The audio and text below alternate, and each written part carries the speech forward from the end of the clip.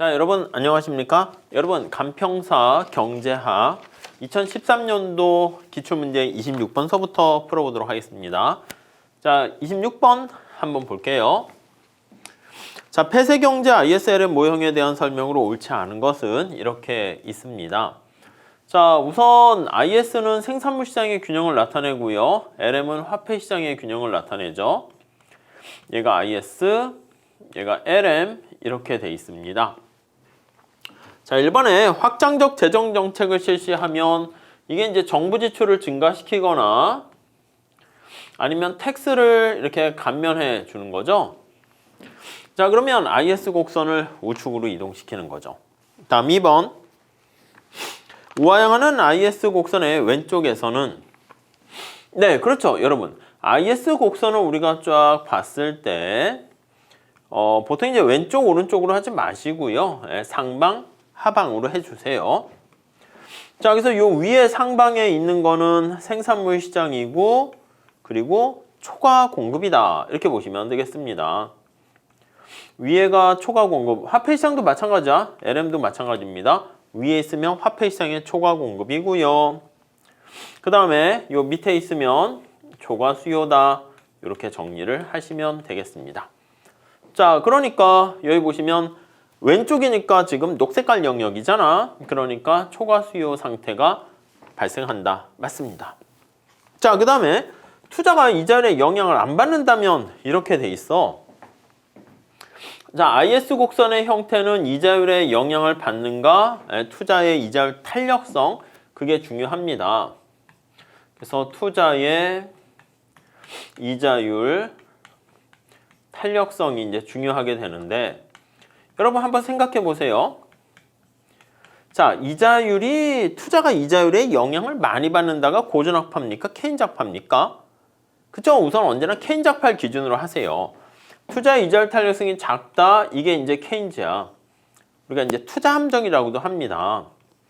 그럼 투자는 뭐에 영향 받는데 이자율이 아니라 애니멀 스피릿 이렇게 얘기를 한다고요. 이해가시죠? 자, 그러면 이게 아예 영향을 안 받으면 작을 때 케인작파가 되고 이때 IS는 가파르게 되는데 아예 투자가 이자율에 영향 안 받는다고 하면 가파르다 못해 수직이다 이렇게 해야죠. 그러니까 수평선이 아니라 수직선이 된다 이렇게 보셔야 되겠습니다. 이해 가시죠? 다음 4번. 자, 화폐 수요가 소득에 영향을 받지 않는다면 자, 만약에 화폐 수요는 어떻게 나타낼 수 있어요?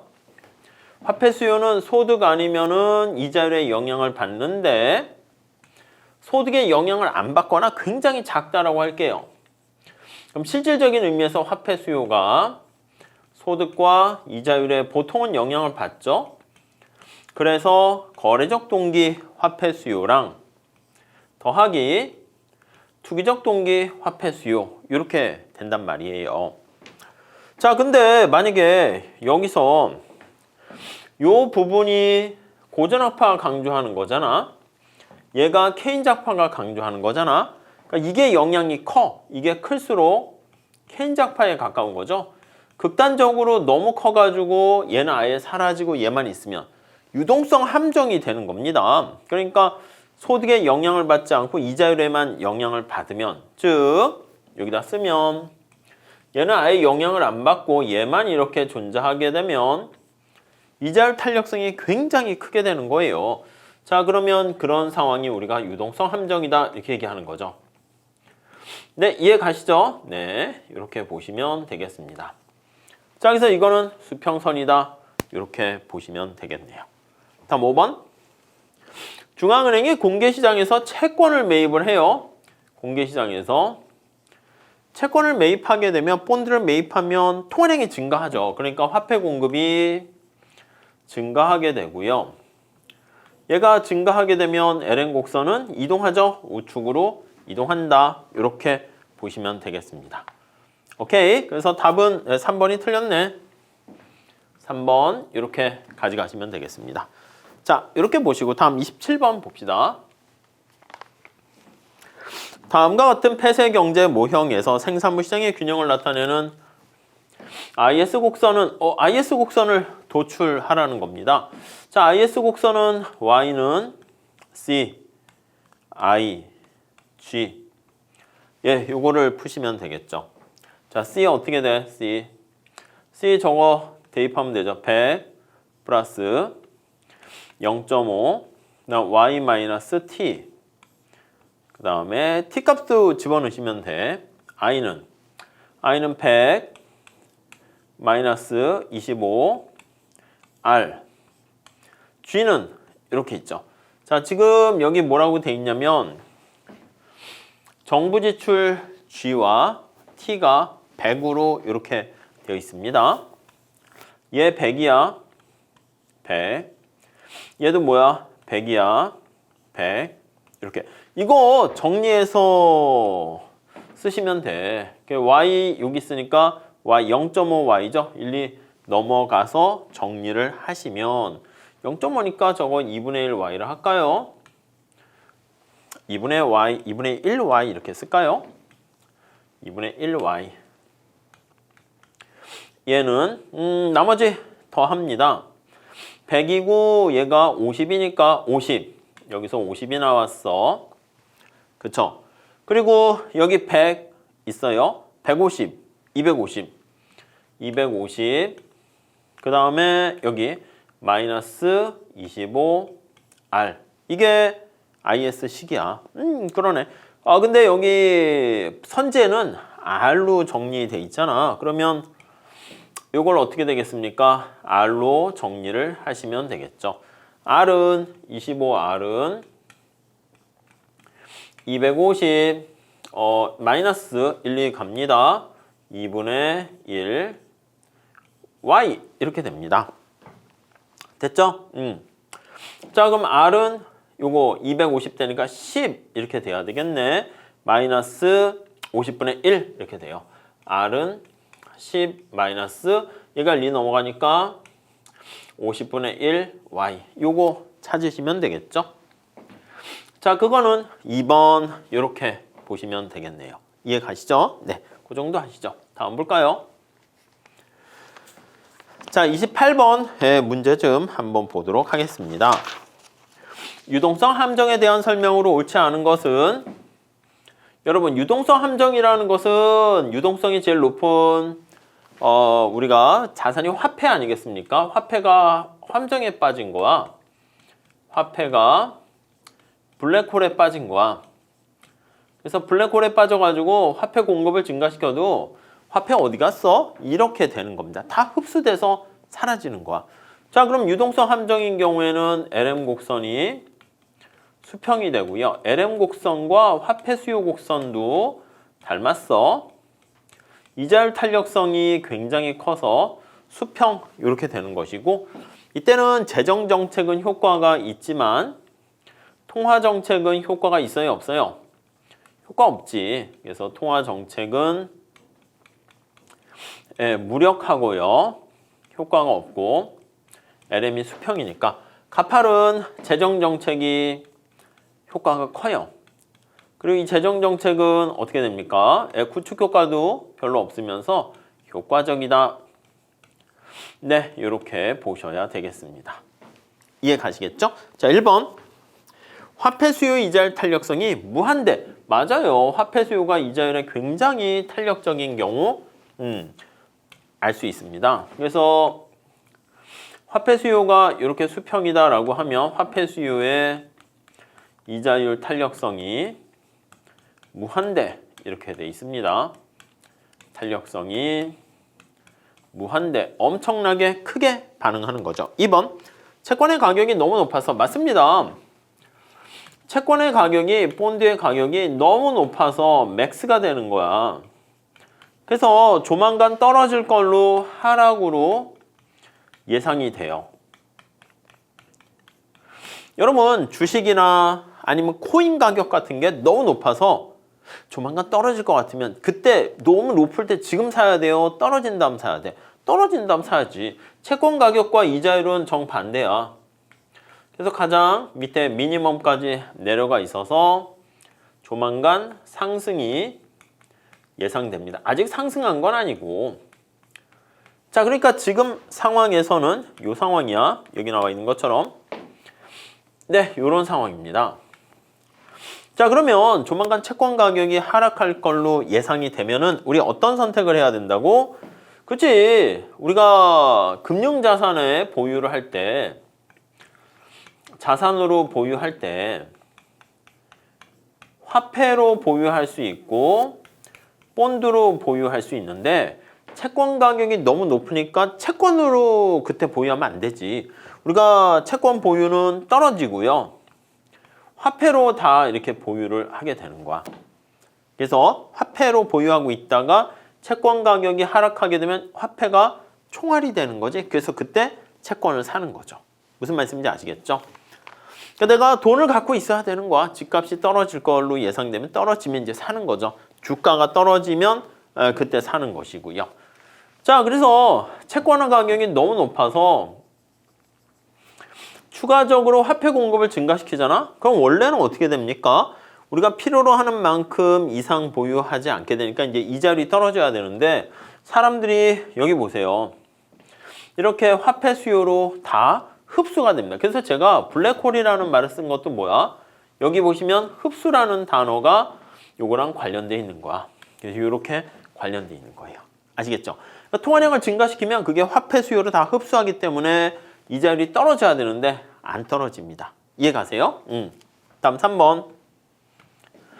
자, 이자율이 매우 낮아. 맞아요. 이자율이 너무 낮아서 향후 앞으로 이자율이 상승할 걸로 예상이 되게 되면 그게 바로 유동성 함정이다. 이렇게 보시면 되겠죠. 자, 확장적 통화정책. LM이 우측 이동하는 것인데 총수요 확대 효과가 없다. 맞죠? 여기 보시면 Y고 R인데 LM 곡선이 이렇게 있는 거야. 그럼 LM이 우측으로 이동한다 생각을 해볼게요.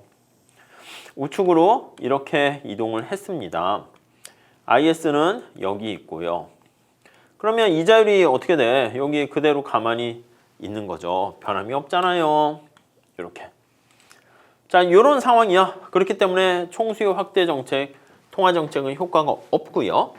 자, 확장적 재정 정책은 IS를 우측 이동시키는 건데 이자율을 상승 아닙니다. 이자율은 그대로 가만히 있고 LM이 수평이니까 총수요 확대 효과가 없는 게 아니라 만빵 효과가 있다. 그래서 확장적 재정 정책이 효과가 커 이렇게 됩니다. 이해하시죠? 별로 어려운 얘기는 아닌 것 같습니다. 오케이, 다음 볼게요. 자, 29번 봅시다. 자, 폐쇄경제 ISLM 모형에서 지급준비율과 현금, 예금 보유 비율이 이자율의 감소. 그러니까 이게 무슨 말씀이냐면 이자율이 올라가잖아. 그럼 사람들이 어떻게 돼요? K라고 할게요. 현금 보유 비율이 감소하는 거야. 현금을 잘 보유 안 해. 그리고 가능한 한 여기 나와 있는 것처럼 사람들이 저축을 많이 합니다. 그래서 현금 대신에 현금을 줄이고 예금을 더 많이 해. 예금을 더 증가시킵니다. 더군다나 이렇게 되면 사람들이 내 돈 주세요 해서 찾아가는 사람들이 그렇게 많지 않기 때문에 지급준비율도 어떻게 해요? 낮아질 수가 있어요. 여러분, 이렇게 K가 감소하고 Z가 감소하게 되면 승수 공식에 입각해 봤을 때 K 플러스 Z, K 플러스 1 이렇게 되죠.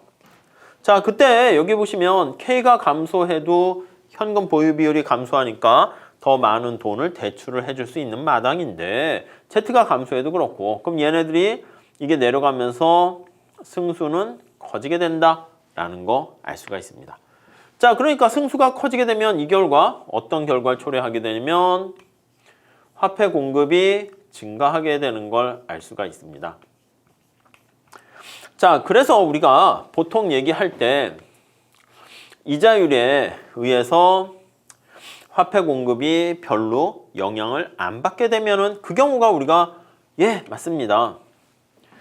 외생적이다 이렇게 얘기를 한다고요.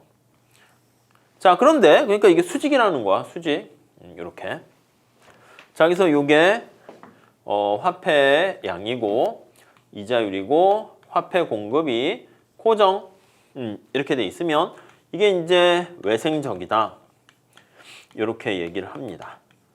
근데 지금 살펴본 것처럼 여기 이자율이 올라갔더니 화폐 공급이 증가하면 이 두 개가 플러스 관계가 되는 거잖아. 여기 중간에 과정을 말씀드렸지만 이렇게 이자율에 플러스 관계로 영향을 미치게 됩니다. 플러스 이렇게. 자, 그게 바로 이렇게 되는 거야. 내생성을 가지고 있다. 이렇게 얘기합니다. 그래서 이자율이 올라갈 때 여기 나와 있는 것처럼 화폐 공급도 증가하게 되는 것을 알 수가 있는 거죠. 이해 가시죠? 여러분 이거는 암기하셔도 됩니다. 이게 이제 화폐 공급이 이자율에 의해서 내생적으로 영향을 받는다. 이렇게 얘기를 하게 되는 것이고요. 이렇게 영향을 받는다. 요거를 상정하게 되면 LM 곡선이 좀 더 완만해집니다. 이거는 사실은 뭐 살짝 LM 곡선 도출하는 거를 여기서 화폐 수요 이용해서 할 수 있는데 머릿속에 암기하세요. 기본 강의 때 말씀드렸고 핵심 체크 때도 강조했습니다. LM이 완만하면 어떻게 통화정책의 효과는 커야 작아요. 유동성 함정 생각하시면 완만한 거 이동시킬 때는 효과가 별로 없어. 그래서 통화정책의 효과는 작아지고요.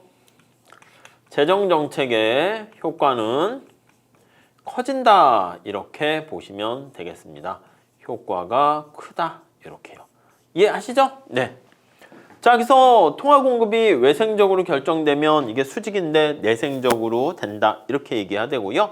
자, 그럼 LM이 완만하니까 통화정책의 효과는 작고 재정정책의 효과가 크고 LM이 완만해진다. 이렇게 보시면 되겠습니다. 자, 그러니까 여기 나와 있는 디귿과 리을이 답이다. 이렇게 볼 수가 있겠죠. 이해 가시겠습니까? 네, 이 정도 봐주시고 자, 다음에 30번 한번 보겠습니다. 자, 30번은 중앙은행이 확장적 통화정책을 실시하여 균형국민소득을 60만큼 더 증가시키려고 한대요. 자, 이랬을 때 모형이 다음과 같이 있을 때 중앙은행이 통화량을 현재 수준에서 얼마나 더 증가시켜야 되는가 이거를 보는 거야. 통화량을 얼마나 더 증가시켜야 되는가. 자, 우선 여기 IS 곡선 도출할 수 있고 LM 곡선 도출할 수 있겠습니다. 자, 여기다가 집어넣는 거야. Y는 C 플러스 0.7 I 50 마이너스 R G 10 이렇게 되잖아. 그럼 이걸 정리하면 따라서 R은 70 마이너스 0.7Y 이렇게 됩니다. 오케이? 됐죠? 자, LM 곡선 한번 도출해 볼게요. 여기 있는 것처럼 화폐 수요, 화폐 공급이 같을 때야. 그러니까 화폐 공급이 30, 요거는 화폐 수요 20 플러스 0.2Y 마이너스 R. R로 정리하면요. 따라서 R이 1, 2 넘어가면 30이 넘어가니까 R은 0.2부터 쓸게요. 0.2Y 마이너스 10 이렇게 됩니다. 이해 가시죠? 그러니까 얘가 뭐다? 얘가 IS, 얘가 LM 이렇게 됩니다. 자, 그러면 요걸 가지고 한번 그래프를 살짝 그려볼게요. 그래프를 그려봅니다. IS, LM 이렇게 밑에 붙어 있는데 이렇게 그릴게요. 자, 그래서 여기가 LM, IS 이렇게 됩니다. 이때 이제 이걸로 해서 균형값을 찾으셔야 돼. 이거 좀 시간이 걸리니까 빨리빨리 하셔야죠. 얘랑 얘를 같이 푸시면 되겠습니다. 자, 그렇게 되면 어떻게 돼요? 그치? 얘가 22가 되고 얘가 160 이렇게 됩니다. 여기가 A점 이렇게 돼요. 자, 그런데 여기서 이제 한 단계 더 들어갑니다. 국민소득을 60만큼 더 증가시키려고 한데 자, 그러면 여기까지 증가시키려고 하면 220이 되도록 해야 된단 말입니다. 자, 220이 되기 위해서는 여기 나타내는 것처럼 여기로 가야 돼. 그럼 220 값을 여기다 넣어요. 220 값을 IS의 값에다 집어넣어요. 220 값을 여기에다 집어넣으면 왜냐면 이 IS 곡선상의 요점에 가야 되는 것이기 때문에 집어넣게 되면 그때 이자율이 얼마입니까? 하면 4 이렇게 나오게 됩니다. 자, 그러면 이제 우리가 체크하셔야 될 거는 이제 LM 곡선이 이렇게 되는 거잖아요. 여기 있는 것처럼 LM 곡선이 이렇게 된다고. 자, 지금 여기 나와 있는 LM 곡선은 통화량이 얼마일 때입니까? 하면 31대, 요거 A라고 할게요. 요거 새로운 LM 곡선이잖아. 새로운 LM 곡선. B점일 때 LM 곡선인데 그때 요 LM 곡선에 해당하는 요 B점이 여기에 들어가야 되는 거죠. 이해가세요? 자, 그러면 여기를 M 화폐 공급이 어떻게 되는가 보면 B점을 보시면 B점을 여기 나와 있는 LM 곡선에 대입합니다. 지금 제가 설명을 하기 때문에 좀 길어지는 것이고 바로바로 좀 값을 구하시면 돼. 자, 이게 화폐 공급이 지금 30이잖아. 얼마인지 모르겠어. 화폐 공급이 B가 될 때 요거 그대로 가면 돼. 20 플러스 0.2 Y 마이너스 R 이렇게 됩니다. 자, B점의 값을 대입하는 거야. B에 해당하는 국민소득이 220 그리고 R이 4 요거를 여기다 대입을 합니다. 여기다 220 여기다 4 이거 대입을 하게 되면은 자, 그러면 60 이렇게 나오게 돼요.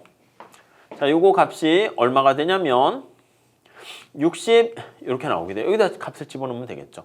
그렇죠? 왜냐면 여기 4에다가 220 곱하기 0.2 하면 44 이렇게 되니까 64에서 4를 빼면 60 이렇게 나와요. 자, 그러면 통화량이 얼마나 증가하게 된 것입니까? 라고 하면 여기 나와 있는 것처럼 60과 30의 그 차이만큼을 비교하면 30만큼 증가한다는 것을 알 수가 있습니다. 이해가시죠? 그래서 요게 30 이렇게 되는 것입니다. 자, 이거 계산 과정이 좀 복잡해 보이는데 별거 없고요. IS LM일 때 균형국민 소득과 균형 이자율 그걸 활용하는 것이다 라고 보시면 되겠습니다. 자, 이렇게 정리하시고 우리 다음 시간에 31번서부터 계속 이어서 또 공부하도록 하겠습니다. 감사합니다.